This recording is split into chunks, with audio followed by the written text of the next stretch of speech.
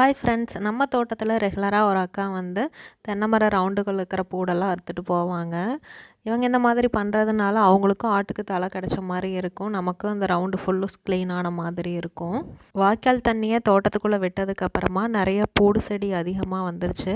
இதில் ஒரு சில நல்ல செடியும் வந்திருக்கு. பிஏபி வாய்க்காலில் தண்ணி வந்ததுக்கப்புறமா தான் அதில் இருந்த விதையில தான் இந்த செடியெல்லாம் முளைச்சிருக்குன்னு நினைக்கிறேன். இதில் பார்த்தோன்னா பொன்னாங்கண்ணி கீரை, மாதுளை, கொய்யா இந்த மாதிரி செடியெல்லாம் கூட வந்திருக்குது. கரிசலாங்கண்ணி இதெல்லாம். இதில் ஒரு செடி மட்டும் இது என்னன்னு தெரியல. இது மாதிரி நிறைய தோட்டத்துக்குள்ளே நிறையா இருக்குது. உங்களுக்கு இது பேர் என்னன்னு தெரிஞ்சதுன்னா கமெண்ட் பண்ணுங்கள். இப்படி வாய்க்கால் தண்ணி மூலமாக கூட விதை பரிமாற்றம் நடக்கும் போல். ஹாய் ஃப்ரெண்ட்ஸ், நம்ம தோட்டத்தில் ரெகுலராக ஒரு அக்கா வந்து தென்னை மர ரவுண்டுகள் இருக்கிற பூடெல்லாம் அறுத்துட்டு போவாங்க. இவங்க இந்த மாதிரி பண்ணுறதுனால அவங்களுக்கும் ஆட்டுக்கு தலை கிடைச்ச மாதிரி இருக்கும், நமக்கும் அந்த ரவுண்டு ஃபுல்லும் க்ளீன் ஆன மாதிரி இருக்கும். வாய்க்கால் தண்ணியை தோட்டத்துக்குள்ளே விட்டதுக்கப்புறமா நிறைய பூடு செடி அதிகமாக வந்துருச்சு. இதில் ஒரு சில நல்ல செடியும் வந்திருக்கு. பிஏபி வாய்க்காலில் தண்ணி வந்ததுக்கப்புறமா தான் அதில் இருந்த விதையில தான் இந்த செடியெல்லாம் முளைச்சிருக்குன்னு நினைக்கிறேன்.